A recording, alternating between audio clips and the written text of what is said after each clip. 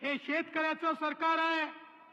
शेतकऱ्यांकरता, आमच्या महिलांकरता या ठिकाणी सांगितलं, हे सरकार पुन्हा निवडून आल्यावर लाडकी बहीण योजना बंद करणार. बंधू भगिनींनो, आम्ही बंद केली नाही आणि काही झालं तरी लाडकी बहीण योजना बंद होणार नाही. 5ही वर्ष लाडक्या बहिणींना आम्ही पैसे देतच राहू.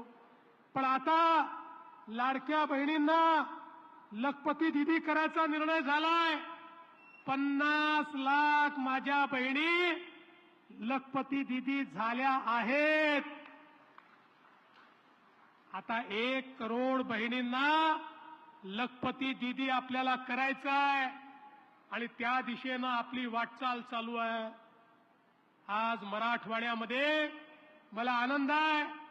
कायम दुष्काळी असलेला माझा मराठवाडा याला नेहमी करता दुष्काळ मुक्त करण्याचं काम आपण करतोय. एकीकडे कोल्हापूर सांगलीचं पुराचं पाणी 35 टीएमसी पाणी हे उजनीमध्ये आणून ते मराठवाड्यात आम्ही आणतो. तर दुसरीकडे या ठिकाणी पश्चिमी वाहिनी नद्यांचं वाहून जाणारं 80 टीएमसी पाणी हे कोकणातनं थेट मराठवाड्यामध्ये आणि गोदावरीच्या खोऱ्यामध्ये आम्ही आणतो. आमचा निर्धार आहे, मराठवाड्याच्या या पिढीने दुष्काळ पाहिला, पुढच्या पिढीला आम्ही दुष्काळ पाहू देणार नाही. दुष्काळ मुक्त मराठवाडा आम्ही करून दाखवू. आज आपण बघा, 35 टीएमसी पाणी हे उजनीमध्ये आणून ते मराठवाड्यात आम्ही आणतो. तर दुसरीकडे या ठिकाणी पश्चिमी वाहिनी नद्यांचं वाहून जाणारं 80 टीएमसी पाणी हे कोकणातनं थेट मराठवाड्यामध्ये आणि गोदावरीच्या खोऱ्यामध्ये आम्ही आणतो. आमचा निर्धार आहे,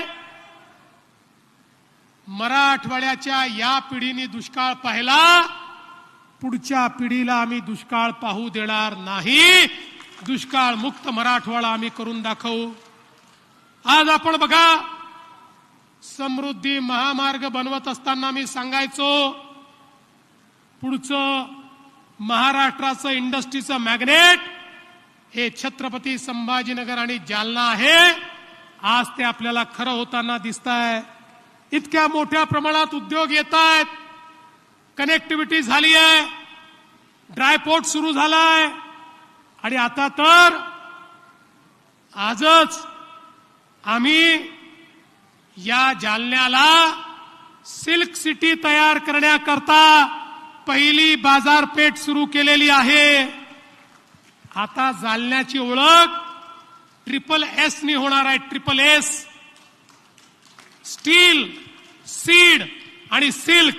स्टील सिटी, सीड सिटी आणि सिल्क सिटी जालना, अशा पद्धतीनं या जालन्याची ओळख होणार आहे. आणि पुढच्या काळामध्ये मोठ्या प्रमाणात याच्या विकासाचा आराखडा आपण तयार केला आहे. मागच्याही काळात रावसाहेब पाटील दानवे असतील, बबनरावजी असतील, आपले आमदार असतील, नारायण कुचेंसारखे, संतोष दानवेंसारखे आपले आमदार असतील, या सगळ्यांच्या श्रमांमुळे हा जिल्हा विकासाकडे अग्रसर झाला. आणि आता आपल्या पालकमंत्र्यांच्या नेतृत्वात पुन्हा एकदा जालना जिल्ह्याच्या विकासाची वाटचाल सुरू झाली आहे. मी तुम्हाला केवळ एवढंच सांगण्याकरता आलो आहे, हा जिल्हा भाजपवर प्रेम करणारा जिल्हा आहे. रावसाहेबांनी सांगितलं, ज्या काळामध्ये लोकप्रतिनिधी नसायचे त्याही काळात लोकप्रतिनिधी निवडून देणारा हा जिल्हा आहे. आम्हाला नगरपालिका असो, महानगरपालिका असो, जिल्हा परिषद असो, प्रत्येक वेळी यश आणि आशीर्वाद देणारा हा जिल्हा आहे. आणि म्हणून आपल्या सर्वांच्या साक्षीनं या सर्व मंचावरील आमच्या नेते मंडळींना सांगतो, जालना जिल्ह्याच्या विकासामध्ये कोणतीही कमतरता आम्ही येऊ देणार नाही। या जिल्ह्याला भक्कम विकासाचं इंजिन म्हणून इथल्या तरुणाईच्या हाताला काम देण्याकरता या ठिकाणी वेगवेगळ्या योजना राबवत एक महत्त्वपूर्ण जिल्हा म्हणून जालन्याला प्रस्थापित करू, हा विश्वास आपल्याला मी देतो। आणि आता पुढे छत्रपती संभाजीनगरला तिरंगा यात्रेकरता जायचंय। मगापासून मेसेज येत आहेत, 25-30 हजार तरुणाई त्या ठिकाणी थांबलेली आहे। त्यामुळे उद्याच्या स्वातंत्र्य दिनाच्या आपल्या सर्वांना शुभेच्छा देतो। आणि आपण या ठिकाणी जे स्वागत केलं, सत्कार केला, आमच्या शेतकऱ्यांनी जे आशीर्वाद दिले, ते आशीर्वाद आपल्या उराशी घेऊन आपली रजा घेतो। धन्यवाद। जय हिंद, जय महाराष्ट्र। शेतकरी मित्रांनो, महाराष्ट्र सरकारने राज्यातील शेतकऱ्यांसाठी मोठी गुड न्यूज दिलेली आहे। शेतकरी मित्रांनो, तुम्हाला माहीतच आहे की राज्य सरकारने शेतकऱ्यांसाठी 2 लाख रुपये कर्जमाफी व 50,000 रुपये प्रोत्साहन देण्याचा निर्णय घेतलेला आहे। आणि शेतकरी मित्रांनो, अनेक लाभार्थ्यांच्या खात्यामध्ये हे पैसे जमासुद्धा झालेले आहेत। शेतकरी मित्रांनो, तुम्हाला सर्वांनाच माहिती आहे की राज्य सरकारने मागील अर्थसंकल्पीय अधिवेशनामध्ये 36,000 कोटींचा भरीव निधी हा शेतकऱ्यांसाठी जाहीर केलेला होता। आणि शेतकरी मित्रांनो, आता त्यांच्या खात्यामध्ये हे पैसे देखील यायला सुरुवात झालेली आहे। शेतकरी मित्रांनो, आपल्या राज्याचे मुख्यमंत्री देवेंद्र फडणवीस व मुख्यमंत्री एकनाथ शिंदे व उपमुख्यमंत्री सुनेत्रा पवार यांनी राज्यातील शेतकऱ्यांसाठी मोठा निर्णय घेतलेला आहे। आपल्या राज्याचे कृषी मंत्री दत्तात्रय भरणे यांनी सुद्धा शेतकऱ्यांसाठी मोठा निर्णय घेतलेला आहे। शेतकऱ्यांचं सरसकट कर्ज माफ करणार, शेतकऱ्यांना प्रोत्साहन 50,000 रुपये अनुदान देणार, अशा मोठमोठ्या घोषणा त्यांनी निवडणुकीपूर्वी केलेल्या होत्या आणि त्या आता अंमलात सुद्धा आणलेल्या आहेत। तर शेतकरी मित्रांनो, सरसकट कर्जमाफीच्या याद्या ह्या सर्व जाहीर झालेल्या आहेत आणि ह्या याद्या पोर्टलवर देखील सुद्धा आलेल्या आहेत। तर शेतकरी मित्रांनो, तुमचं यादीमध्ये नाव आहे की नाही ते लवकरात लवकर चेक करा आणि लवकरच तुमची KYC करून घ्या। जर का तुम्ही KYC केली नाही तर तुमच्या खात्यामध्ये 1 रुपयासुद्धा जमा होणार नाही।